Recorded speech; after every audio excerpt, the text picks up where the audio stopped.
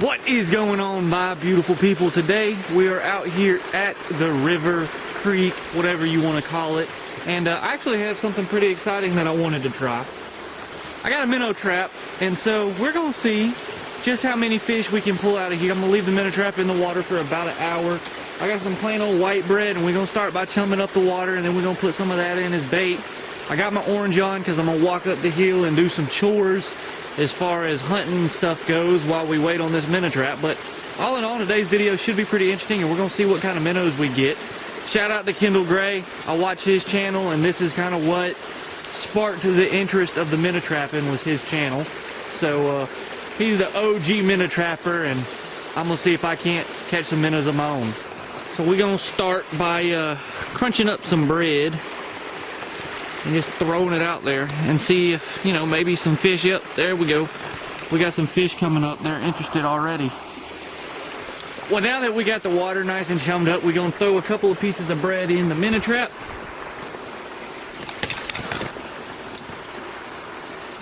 Just going to throw it in there.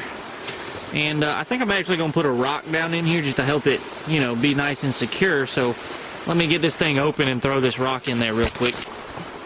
Alright, well, we got our minnow trap nice and locked up, and we're going to take it right over here and set it in this hole right here. So we got our minnow trap set right here. Hopefully we'll be able to get some minnows. And while we have that sitting, we're going to walk up the hill to where I have my portable set up. You know, the portable I've hunted in once. And I have a trail camera over there, and well, every time we check the trail camera, I only have a mom and her two baby does, and they've been eating a lot of stuff. So we're going to take and actually move the camera and the portable to where we've seen that big 8-pointer that we've had on camera a couple times now. We're going to move that stand to over where he is, and we're going to move that camera to the field that we hunt all the time to see what walks through that field. So hopefully those will provide some better results, but I'm pretty good at understanding what's on that ridge, and it's just a bunch of does, and well, we're looking for some big bucks. We have made it to the site of the Wild Games Apple Crush and Persimmon Crush, and both piles are not to be found, which is really exciting. But it has been, I don't know, 2 or 3 weeks since I put that out. Actually, this spot is hard to get to, and today was really the only chance I've had to have a lot of time to come get it. Hopefully this camera's not dead, but it very well could be. We'll throw it on setup. Oh, we still got plenty of battery, and we have 659 pictures. So we have 659 pictures to go through. But because of the difficult, nature of this spot, I'm going to take down my portable, and I'm going to move this camera. I'm going to move this camera to the field that's a little bit easier to get to, and we hunt it quite often, just because of the ease of getting to that location. I'm going to move this camera, and I'm going to move my portable as well, actually, to a spot where we've seen the big 8-pointer. And there's really not a good place to hunt that. But when I get my portable moved over there, there will be a lot better of a place to hunt. So now that we have this camera, we got the 600 and something pictures to go through, I'm actually going to move it. And I'm going to move it to the field that we hunt a lot. There's not a camera on that field, and I really want to know more about what's coming and going through that field. We just replanted it not too long ago, and that's given us the opportunity to, you know, see a lot more deer in that area. And as I'm walking to actually move this portable to where we see the 8-pointer, right here is actually a fresh scrape, and you can see my stand right there. So I might check this trail camera and then decide whether or not I want to move my portable. I mean, this tree isn't that big, and there's a rub tree right there and right there, but those are from last year. But I mean, that's a fresh rub tree, and I do like this spot. It's just really hard to get to. But I don't know. Before I saw that, I was definitely going to move this stand somewhere else. But now I'm not really sure. I mean, I definitely feel like deer use this area. But who knows? How about this? We'll move everything for now. And then, depending on what the trail camera says, I might move everything back. And just one horn tree doesn't mean it's a big buck.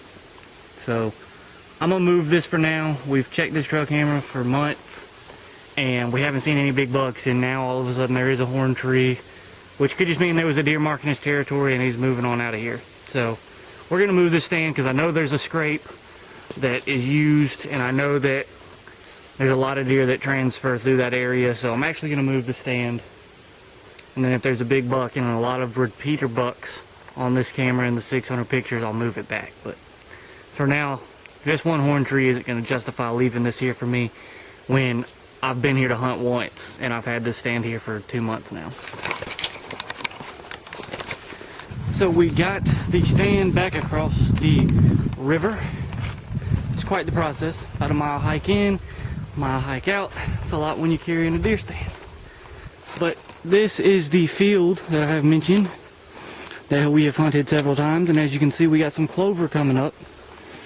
And right here, if the sun's not too bad, is the stand in which you've seen me hunt several times on this channel. And this is the camera we're gonna set up, and we're actually gonna set it up right here. So there's a road that comes in this way, and there's a road over there where you can see the gator. And we're gonna find us a tree, probably this one right here, where we can set it up looking back into the field. But if anything comes across this way or back this way onto this road, we should be able to get a picture of it.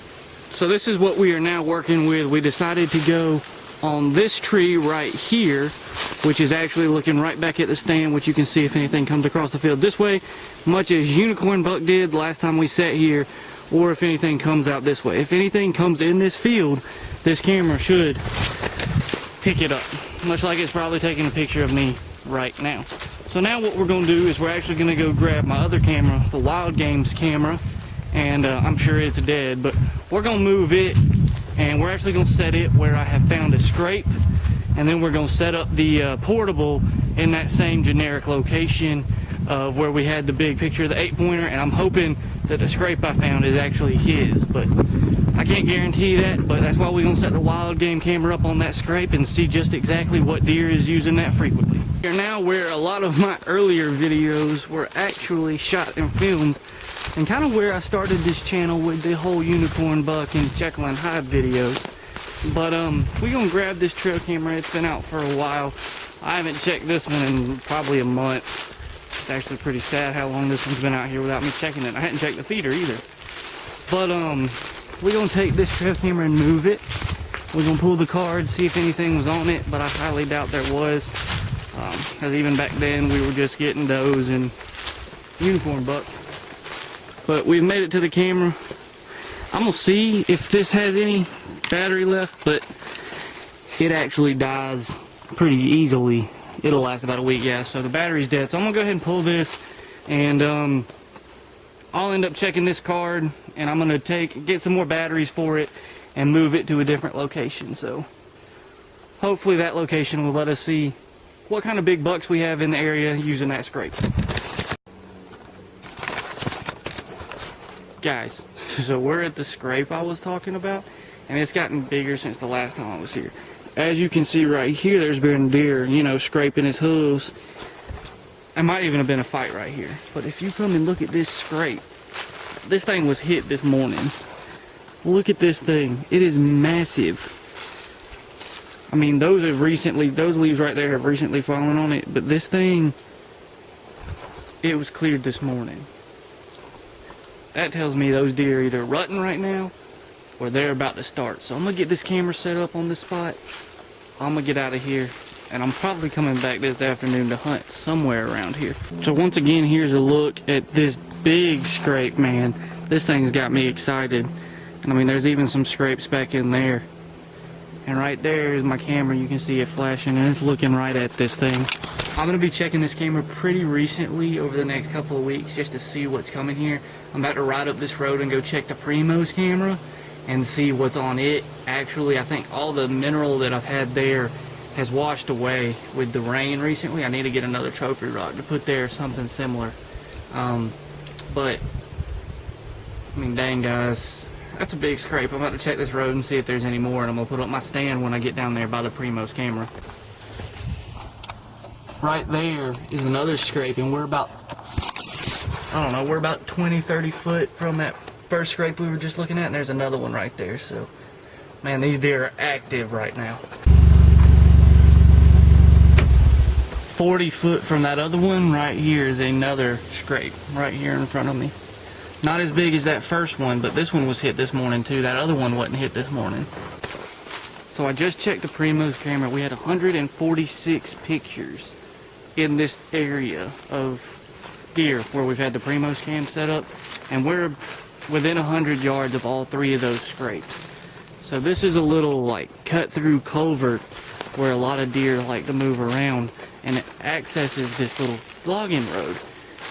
So I was going to try to find a good place to put up a stand right in here that would allow me to go up, still see this road if anything's coming through, but also back through here. And I think I found a pretty good tree right here. It's pretty straight, and it has some cover when it gets up there. So I'm going to take and set this portable up right here. I'll get back to y'all when I get done with that. I can see the logging road, and so hopefully we can set up here and have some deer come through. We're not going to be looking over the scrapes. There's no good trees to set up on that road, but this road runs right around here. So if a big buck's checking those three scrapes and it comes on around this logging road and comes through here, hopefully we'll be able to get a shot on him. Alright, we got our portable up. It's looking good. I don't have my safety harness with me, or I'd climb up and just take a good look around, but I have a generic idea of what this is going to look like when I get up in the tree. We'll have an angle on that road, and we'll be able to see a good ways this way back in this gully. We're in the bottom of a ridge that's up there, and actually my house is in that direction. So this is a high traffic area, and there's been a lot of deer that use this area. I'm going to get another mineral lick sometime this week to set out in front of this camera here, and hopefully that'll help to draw in some bucks, you know, maybe as they check these scrapes. But I'm going to get back and check on this minnow trap that's been out for about an hour now, and then I'll get back to the house, flip through these trail camera cards, and I'll show you guys any pictures of any decent bucks that we have on these cards. I rode to a part of the property that you guys haven't seen before, and it's up on the hill from where I just put out the stand up on top of that ridge I was telling you about. And right there is another scrape. And what's crazy about this is we have a double man stand right here on this pine tree. And I never come up here to hunt because you can't really see anything but exactly where this scrape is. So I'm either going to come here this afternoon to hunt, or we have some other secret stand I haven't showed you guys yet that I might go hunt. So we'll see. But I'm going to keep riding around on this road. It does a big loop up here, and this is actually the back of the loop, and this is the only scrape I've come across. But that's 4 scrapes today that I found. So we're going to be doing some hunting, let me tell you that. Alright, so we have made it to the minnow trap. All the bread appears to be floating, and at first glance I don't see anything in here. We'll go ahead and give her a grab, and yeah, we got nothing. So the first time using the minnow trap was a failure.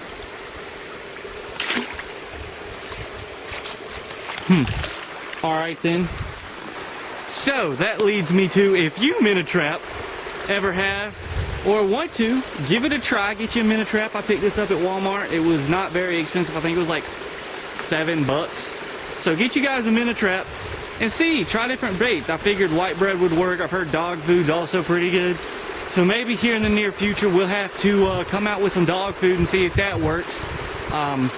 This is a bit of a bigger hole, so you know, maybe this one's not very good, and it is kind of been chilly, and the water's pretty chilly, so maybe the fish are a little lethargic, you know. I don't know, but we didn't get any minnows, but today was still a very successful day to find the positives in everything. We found 4 deer scrapes. We got all our camera cards, and we're gonna have a lot of fun looking at all those pictures. And we moved our deer stand to a location that should end up being pretty good because, well, there's 4 scrapes leading right to my deer stand. So I feel like we moved it to a pretty good location. I'm gonna have to get some dominant buck pee from Walmart and pour in those scrapes. See if we can't aggravate that deer and get him to come right in front of my stand and hopefully get a shot on him. I haven't killed a deer yet this season, but that's gonna change pretty soon, I can promise you that. But that's enough of me talking. I love you guys. Thank you guys for watching, and always remember, when nature calls, you gotta answer. Headbutt.